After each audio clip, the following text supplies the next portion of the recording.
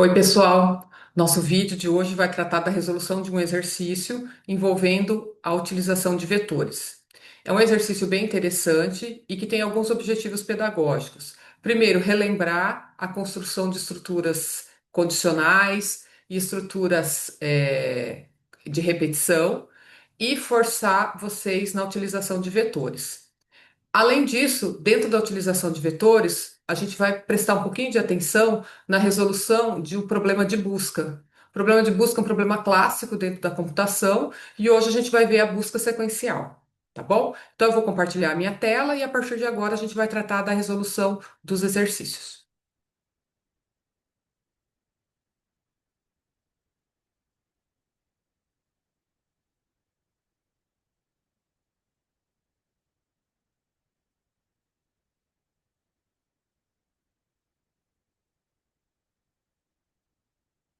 Bom, o exercício que a gente tem que trabalhar é este aqui. Não sei se vamos prestar atenção no que está sendo solicitado, tá? Então, olha só. Esse exercício, o foco dele é tratar do controle de estoque.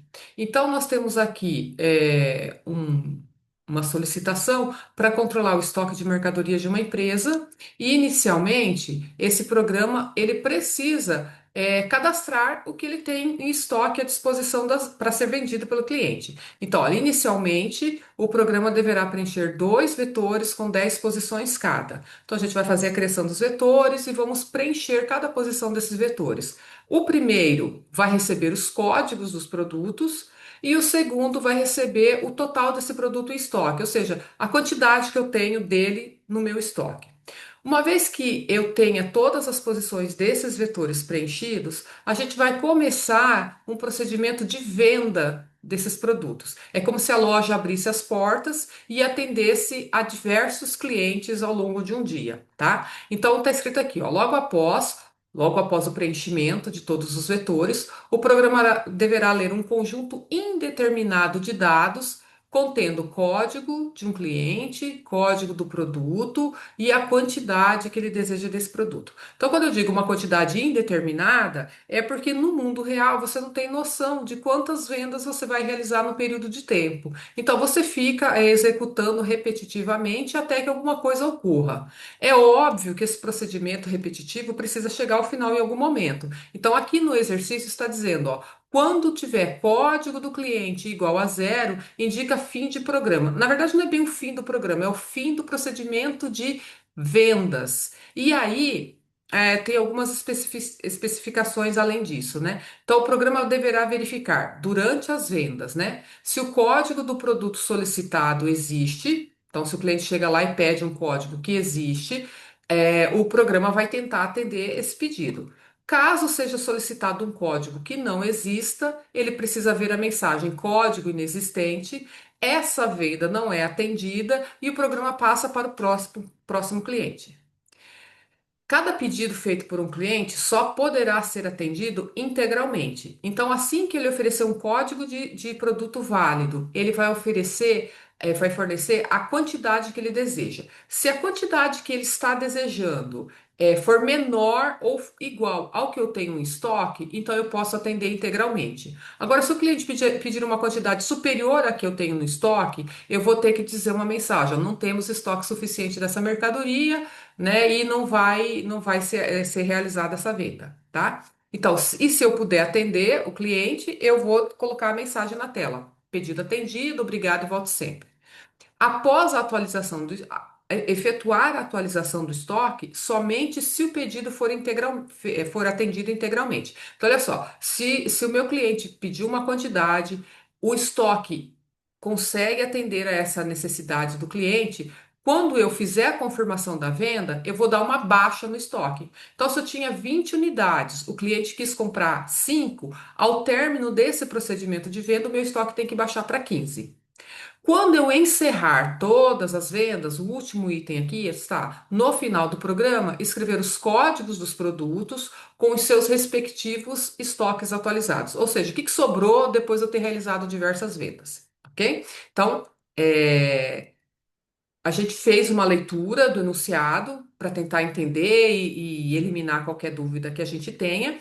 E aí agora a gente vai então usar o CodeBlocks para implementar essa solução em C, tá bom? Então eu vou voltar para minha tela e agora a gente vai verificar como é que a gente pode resolver esse exercício. Bom, estou aqui no CodeBlocks, vou criar um arquivo novo, tá? Então vou criar um arquivo vazio aqui. Vou pedir que esse arquivo seja um arquivo C, um arquivo vazio em C. E o procedimento normal, né? Vou dizer em qual local que eu quero que esse exercício, esse programa seja gravado. Então, vou colocar aqui exercício comentado, tá? Se você quiser, você já pode colocar a extensão .c nele. Então, você veja aqui, ó, que o full name está com todo o caminho que a gente especificou, né? Mas lá no final, o nome do exercício e a extensão. A gente dá um finish e já estamos aqui na nossa tela para poder realizar o nosso exercício. Começamos com os includes, né? Então, a gente já viu que o primeiro include que a gente precisa para poder usar tanto printf quanto scanf é o stdio, para permitir que a gente consiga falar com os dispositivos de entrada e de saída, né, os dispositivos considerados padrão.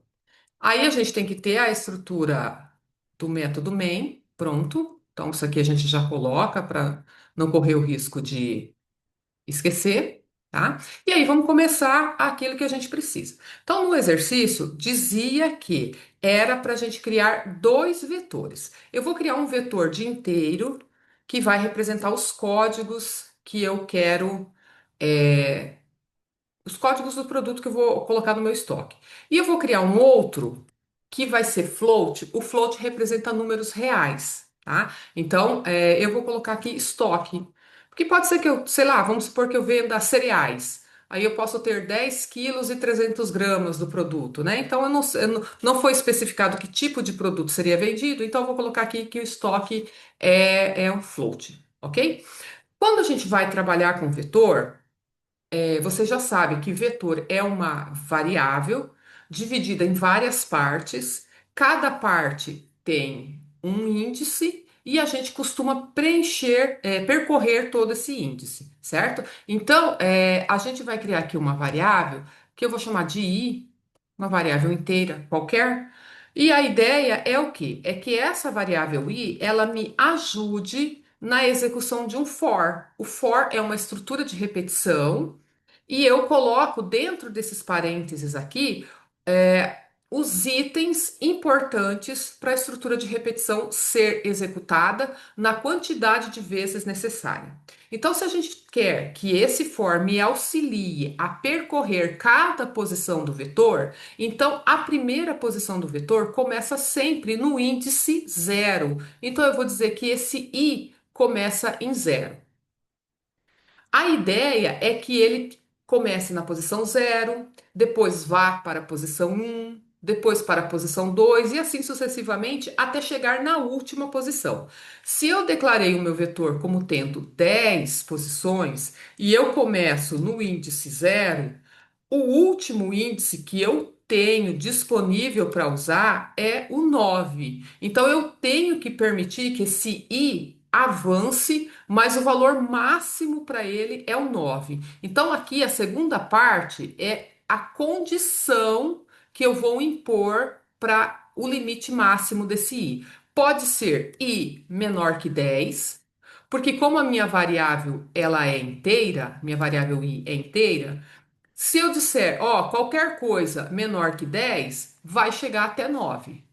Ou você pode colocar i menor ou igual a 9. Ou seja, o valor máximo que ele vai obter continua sendo 9. Aí fica a seu critério. Eu vou deixar i menor ou igual a 9 por nenhuma razão concreta, só porque foi a última que eu escrevi.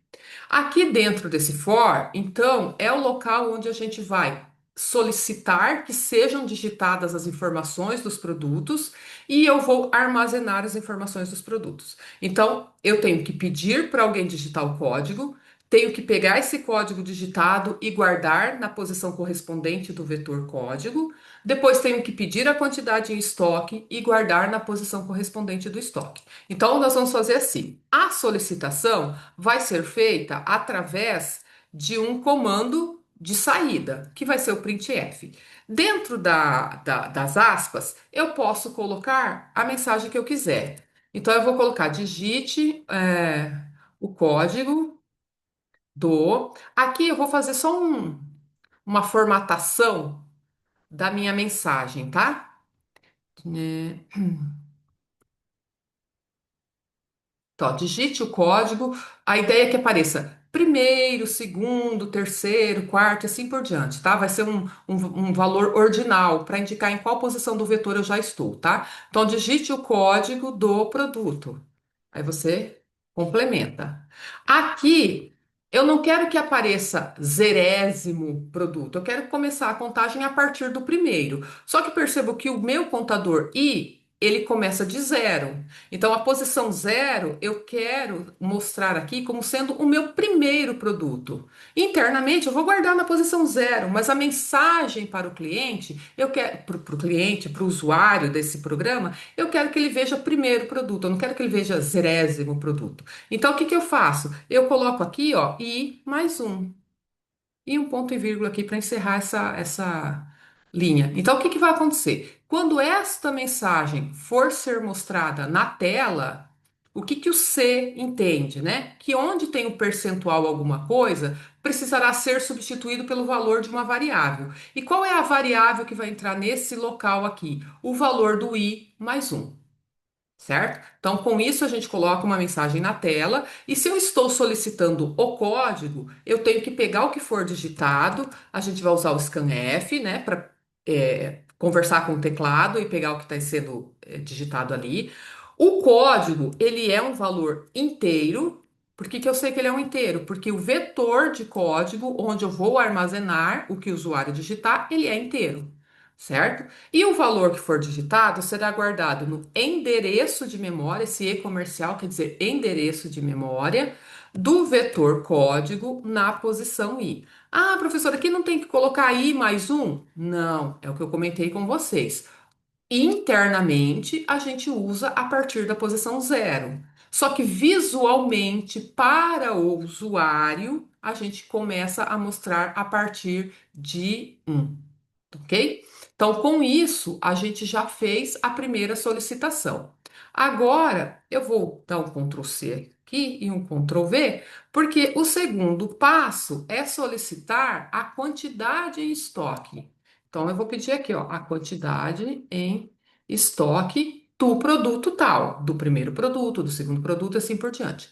A quantidade em estoque vai ser guardada dentro do vetor estoque, que é float. Então, ele não é valor inteiro, ele é valor real. Então, eu vou colocar aqui, ó, percentual F, tá? E no lugar de código, entra o nome do vetor correspondente, estoque, ok? Então, com isso, a gente já está conseguindo mostrar como preencher todos esses dois vetores com os valores que o usuário digitar para você. Feito isso, a gente já executou a primeira parte do exercício que pedia para cadastrar todos os 10 produtos que serão comercializados. Muito bem. Agora, Agora a gente tem que pensar em como fazer para conseguir executar diversas vendas. O exercício não especificou quantas vendas ele tem que executar. Diz que é uma quantidade indeterminada, mas disse que a condição de parada é quando o código do cliente for zero. Então vamos tentar fazer isso agora lá em C com uma estrutura de repetição. Quando a gente estava estudando lógica de programação, a gente aprendeu que existe uma estrutura enquanto. Então a gente vai fazer uma correspondente agora com o C. Então a gente vai usar uma estrutura do tipo while, que é o equivalente ao enquanto. tá? Antes da gente ir para essa segunda parte, é importante a gente tentar compreender o que está acontecendo aqui na nossa memória, né? Então, vejam, quando a gente está criando um vetor, não sei se vocês se lembram, mas vamos ilustrar aqui. É importante a gente entender a ideia, né? Eu tenho uma única variável, o desenho não está muito grande coisa, né? Eu tenho uma única variável e essa variável, ela é composta de vários pedacinhos. Espera aí que eu perdi o ponteiro do meu mouse. Ela é composta de vários pedacinhos. O primeiro pedacinho, o primeiro pedacinho que está aqui é a posição zero. Depois, o segundo pedacinho é a posição um, posição 2, posição 3 e assim vai até a posição 9, porque eu criei os meus vetores como sendo de 10 posições. Então, nós vamos ter um vetor desse para o código, vou escrever aqui código, e nós vamos ter um outro vetor de mesmo tamanho só que em cada posição daqui eu vou guardar um número real, ele vai ter o mesmo tamanho, portanto, ele vai ter os mesmos índices, 0, 1, 2, 3 até o 9. Então ele vai ter 0, 1, 2, 3, né? Até o 9 e é onde a gente vai guardar o estoque, certo? Só que nesse primeiro vetor de código, cada casinha vai receber um número inteiro. No vetor de estoque, cada casinha vai receber um número real, certo? Muito bem. Então, o que a gente fez até agora foi preencher esses vetores com valores. Então, por exemplo, eu posso ter colocado aqui, ó, o primeiro, produto tem código 10, o segundo 15, o terceiro 20 e assim por diante. O último vetor, sei lá, 80, qualquer código aleatório. A quantidade em estoque, esse primeiro tem 100, esse segundo tem 10, 5, enfim, você coloca aqui a quantidade que você julgar necessário. Fato é que os seus dois vetores estão preenchidos. Aí, agora a gente vai prosseguir tentando executar uma venda. Então, vamos voltar aqui para o nosso código. Bom, como foi colocado lá uma quantidade indeterminada, o ideal é que a gente use uma estrutura de repetição desse tipo aqui. Um enquanto nos ajudaria bastante, certo? Bom, enquanto o quê? Vamos colocar aqui primeiro umas interrogações, depois a gente vai voltar aqui e vai preencher com a condição adequada, tá? Ó, percebo, enquanto abrir chave, tudo que estiver entre essas chaves faz parte da estrutura de repetição, certo? Então tá. A condição de parada lá no exercício era assim: o código do cliente, quando o código do cliente for igual a zero, eu paro a repetição, eu paro de fazer vendas. Então, quando eu estou escrevendo aqui um while, um enquanto, a condição que eu coloco aqui é a condição para eu permanecer na repetição. Quando essa condição se tornar falsa, a repetição é interrompida. Então, eu permaneço vendendo enquanto o código do cliente for diferente de zero. Quando for dado um código igual a zero, aí eu tenho que interromper. Existem várias maneiras da gente resolver agora a questão de qual é o valor inicial do código do cliente. Eu vou sugerir que antes do while a gente pergunte qual é o código do cliente da primeira venda.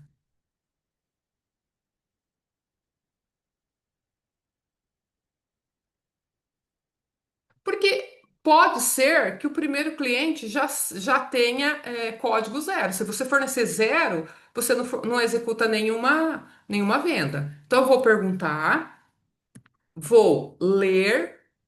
Ah, professora, cadê esse código do cliente? Não foi declarado. Então, vem aqui em cima e declara, tá? Código do cliente é um valor inteiro, tá aqui. Então, na hora que eu for executar o scanf, que está aqui na linha 18, eu vou colocar percentual i e o que eu vou receber via teclado, eu vou guardar no endereço comercial, no endereço e-comercial, né, da variável code cliente. Percebam que a variável code cliente não é vetor, ele é um inteiro simples e, portanto, quando eu uso aqui no scanf, não preciso colocar colchete nem nada, porque ele é só uma variávelzinha simples. Aí o usuário vai digitar o primeiro código do cliente, chega aqui na linha 19. Se esse código que ele digitou for diferente de zero, ele entra no while e você faz as perguntas seguintes, né? Então você já sabe qual é o código do cliente. Próximo passo é qual é o código do produto que ele quer comprar e depois a quantidade que ele quer comprar. Essas duas informações, o código do produto desejado e a quantidade desejada, precisam ficar armazenados em variáveis temporárias. Então, eu vou criar aqui duas variáveis, int code, eu vou colocar aqui produto aux, é um produto auxiliar ou produto temporário, tá? E terei também uma variável que vai ser a quantidade, que eu vou chamar de quantidade temp. Coloquei temp porque ela tem um uso temporário. É só para eu receber as respostas que o cliente vai me dar. Então aqui eu vou perguntar para ele, ó, qual o produto, o código, né? Qual o código do produto desejado, certo? Faço essa pergunta, pego a resposta dele. De novo, né? Código do produto é inteiro, então percentual i. E vou olhar aqui, ó. Como é que eu chamei a variável? Produto temp. Certo? Então, aqui eu tenho já as informações é, necessárias para eu saber o que o cliente está desejando. Só que pode ser que ele me forneça um código que não exista lá no meu estoque. Se a gente voltar aqui no nosso exemplo, olha aqui os códigos que eu tenho, né? 10, 15, 20, 25, 80. Se ele pedir um código que não está cadastrado aqui, não tem como eu vender. Então, o primeiro passo agora é fazer o procedimento de busca. Agora a gente vai fazer uma busca sequencial. O que que a busca sequencial faz? Ela vai andando posição a posição do vetor para verificar se dentro dela, dentro de cada uma dessas posições, está aquilo que eu procuro. Se eu encontrar em algum lugar, eu marco, falo, ó, achei, e eu guardo a posição onde eu achei o que eu queria. Traduzindo isso aqui para o código, né? Então vamos lá.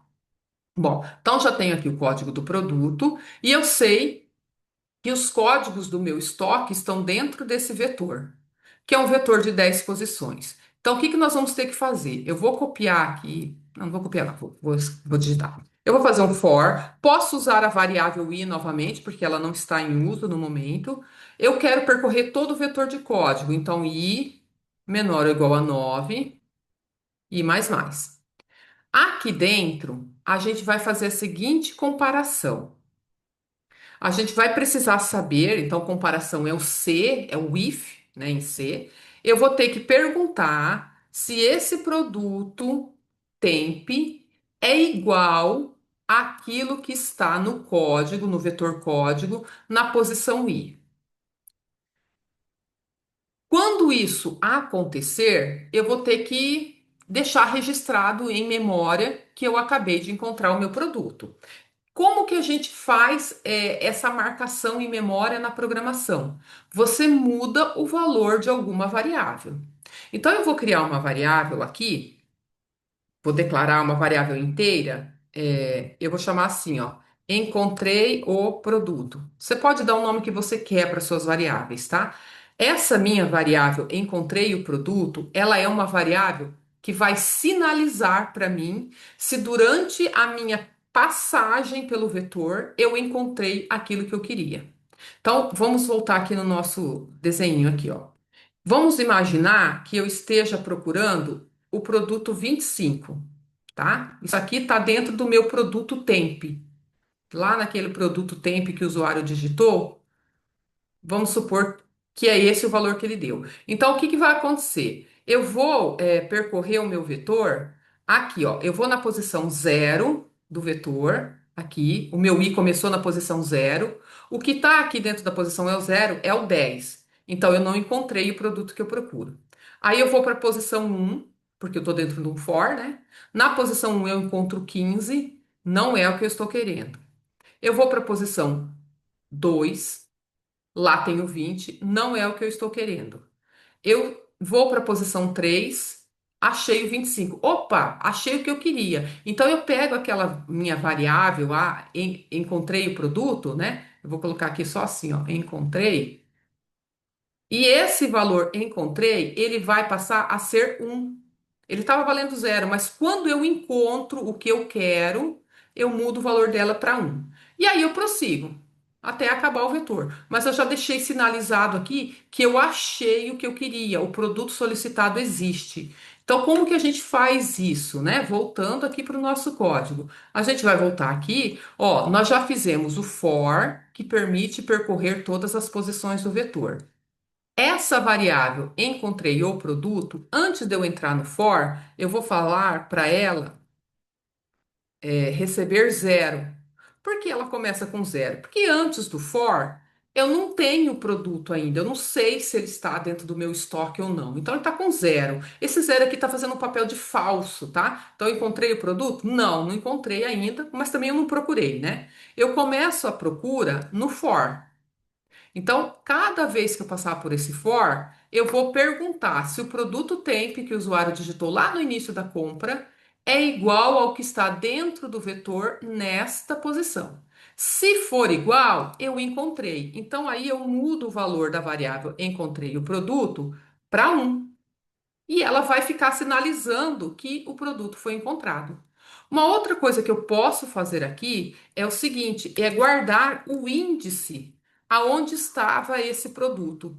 Então eu vou colocar INDAUX recebeu o I.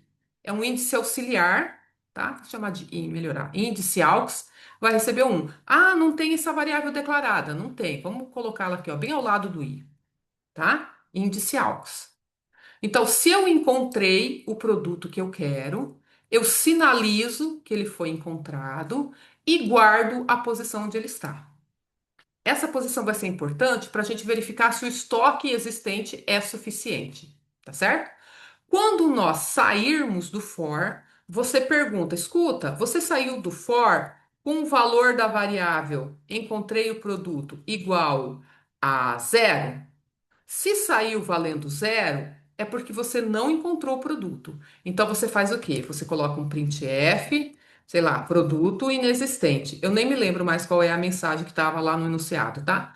Tô dizendo aqui, ó, produto inexistente e não vou fazer mais nada. Mas se eu encontrei o produto estiver valendo um, a gente vai cair aqui num else que a gente vai criar, tá? Que é um senão. Bom, então veja só. Se eu não encontrei, eu nem vou perguntar para o usuário quanto que ele quer comprar, porque eu não tenho para entregar para ele. Agora, se eu encontrei, a variável encontrei o produto vai estar com um. A execução do meu código vai cair aqui no else. E aí, o que que eu faço? Eu pergunto para o usuário qual a quantidade desejada. Só faz sentido perguntar a quantidade desejada se você for realmente conseguir entregar, né? Aí você vai ler a resposta com scanf. A quantidade desejada é um float, então percentual F, e você vai guardar a quantidade. Deixa eu só voltar aqui para pegar o nome do produto, o nome do vetor. E você, não, perdão, peguei a variável errada. É aqui, ó, quantidade temp. É isso aqui, ó. Então, você vai guardar o que o usuário quer aqui dentro da variável temp. Então ele disse, ó, quero comprar 10 unidades. Você sabe que o produto existe, o cliente pediu 10 unidades, agora você tem que olhar se o seu estoque é suficiente para vender essas 10 unidades. E como que você verifica? Verificação é estrutura condicional, é if. Então você vai verificar se o que ele está pedindo, quantidade temp, é menor ou igual o que está no vetor estoque, que é onde a gente guardou as quantidades. E para eu não ter que procurar de novo dentro do vetor inteiro, eu uso essa variável indi_aux aqui, ó. Porque eu sei que o meu produto está nessa posição. E a mesma posição onde está o código está a quantidade. Então, se eu achei o código na posição 4, a quantidade dele está na posição 4, tá certo? Então, se a quantidade que o cliente quer comprar for menor ou igual que a quantidade existente em estoque, eu posso efetuar a venda. Então, eu vou colocar aqui, ó, um printf, sei lá, venda realizada, volte sempre, tinha alguma coisa assim, né, lá nas mensagens. Volte sempre, certo? E o próximo passo é diminuir o estoque. Então, o que está aqui, ó, nessa variável aqui, vai sofrer uma baixa. Ou seja, eu vou pegar o que está lá e vou diminuir essa quantidade de tempo.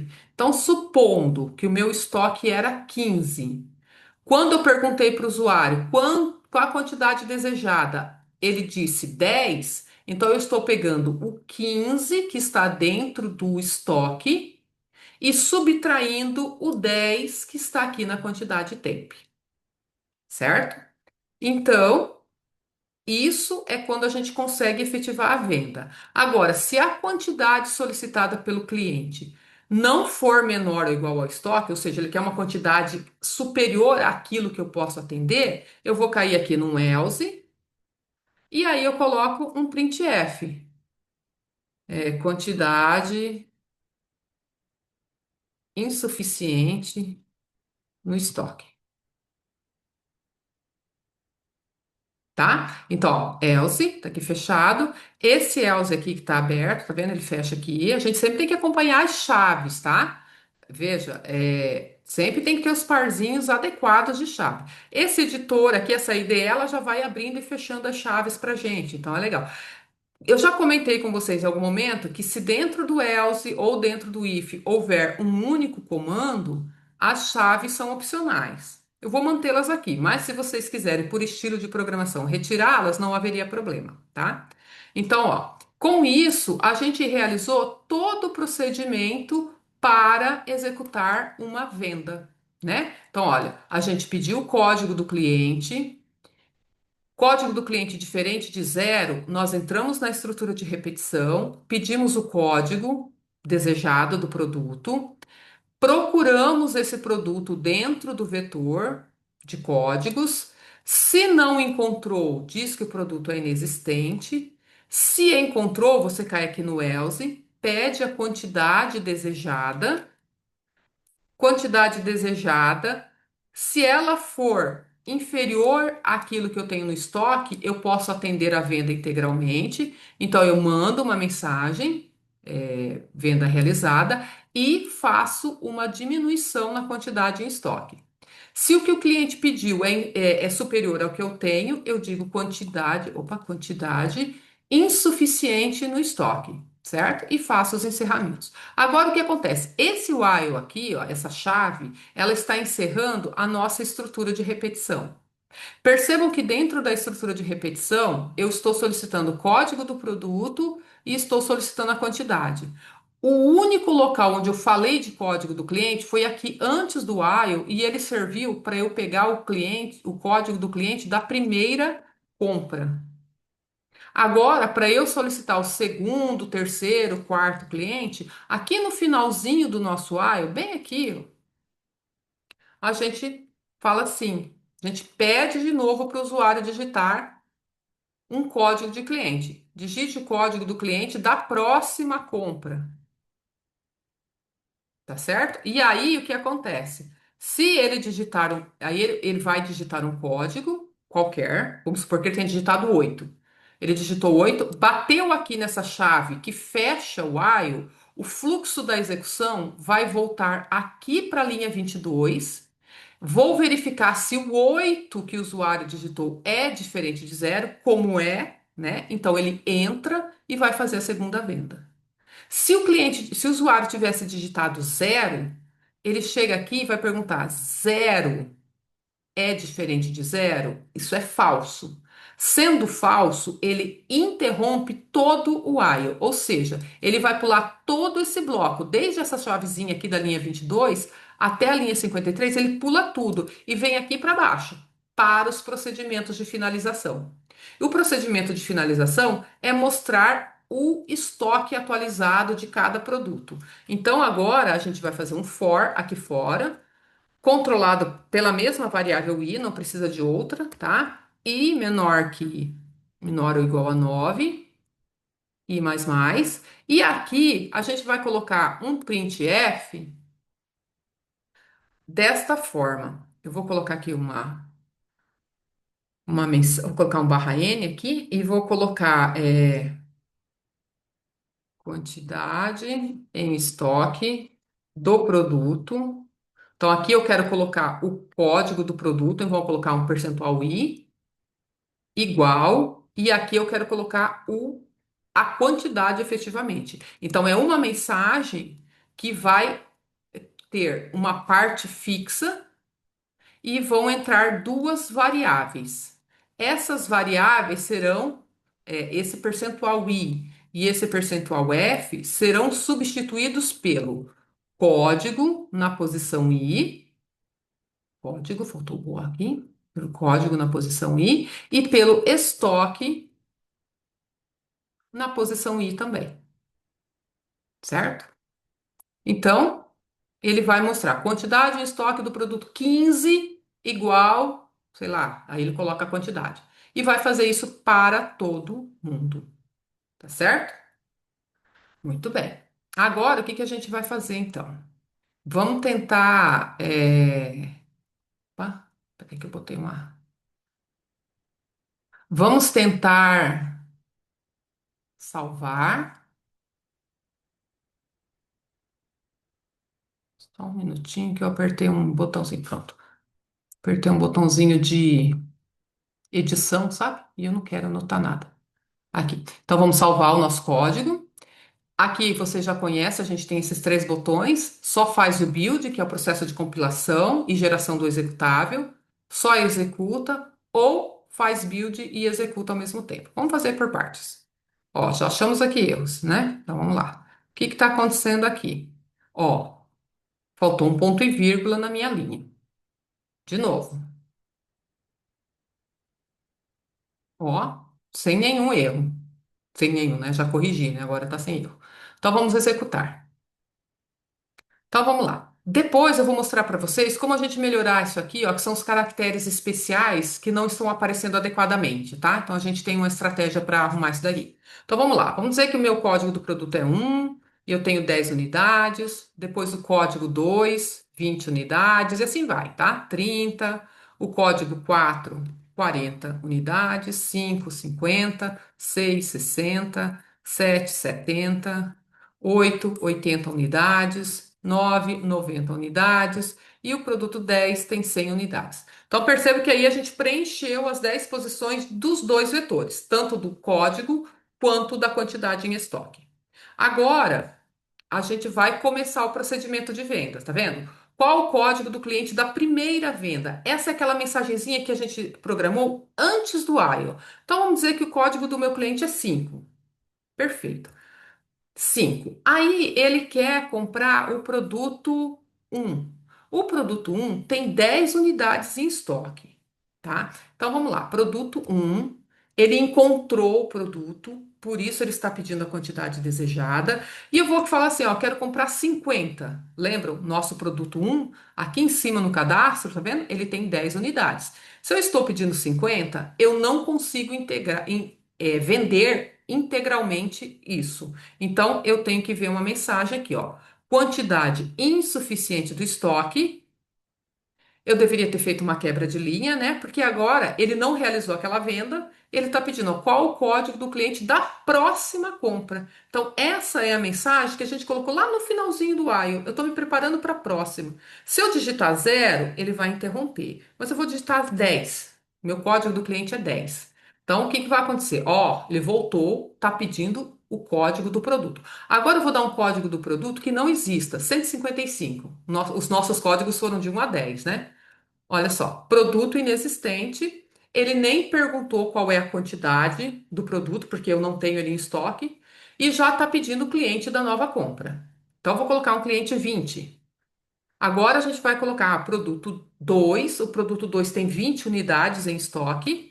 E eu vou falar que eu quero comprar 15. Não se esqueçam, produto 2 tinha 20, eu estou comprando 15. O estoque final dele vai ser 5, tá? Venda realizada, tá vendo? Venda realizada, volte sempre. E qual o código do produto da próxima compra? Agora eu vou dizer que o código é zero.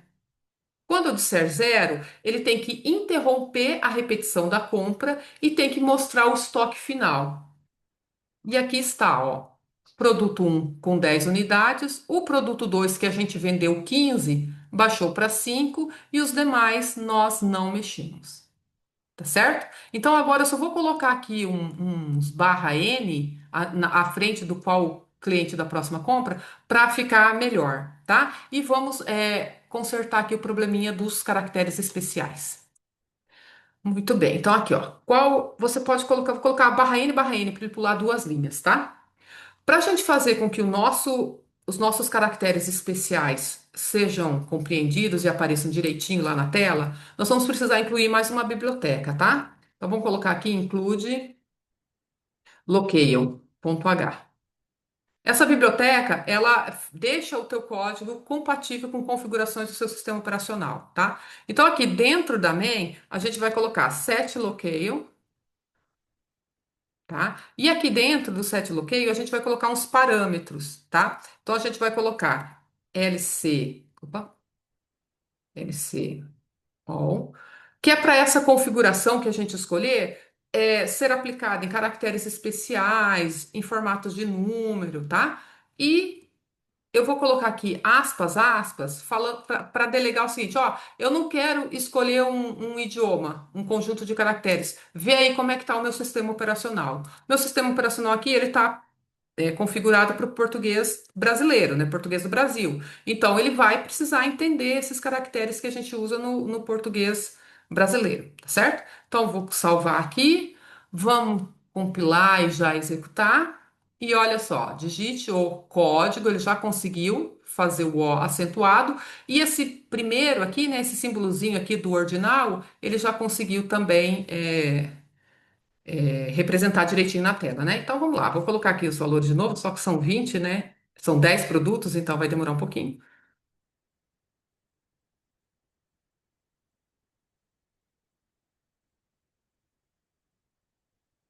Então, criei códigos de 1 a 10 e quantidades que vão de 10 a 100. Está aqui qual o código do cliente da primeira compra, sei lá, cliente 2. Vou comprar o produto 6. 45 unidades, venda realizada, volte sempre, despregamos a mensagem aqui da tela, né? Vamos comprar agora cliente 41, ele quer o produto 158, produto não existe, próximo cliente 69, aí quantidade, código do produto desejado, vamos pedir o produto 8 e aí eu quero 97. Produto 8 só tem 80. Quantidade insuficiente, e assim fica, né? Quando eu digitar zero, ele interrompe e a gente tem aqui as nossas respostas, né? Então, a única venda que a gente conseguiu fazer exatamente, vamos ver, venda realizada. Quando a gente comprou o produto 6 tinha 60 unidades inicialmente, né? Se a gente olhar aqui, ó, o produto 6 quantidade em estoque, a gente cadastrou 60. Depois nós fizemos uma venda de 45, então 60 menos 45 deu 15. Quando ele mostrar aqui o produto de código 6, 15, então ele fez a baixa direitinho. Aí depois a gente faz as configurações adequadas para ficar só com duas casas decimais e tudo mais. Perfeito? Então eu vou interromper aqui. O nosso código, portanto, ele envolveu vetor, ele envolveu estrutura condicional com quantidade de repetições definidas, ele envolveu estrutura condicional com quantidade de repetições indefinida, ele envolveu estrutura condicional C, né, para eu verificar se uma determinada situação era verdadeira ou não, e cálculos algébricos e mensagens para o usuário. Tá certo? Bom, então com isso, a gente tem a resolução do nosso exercício. Espero que vocês tenham compreendido. A chave de tudo é a prática, é tentar fazer exercícios, exercícios, exercícios, até que tudo fique muito claro, fique fluido. E até uma próxima.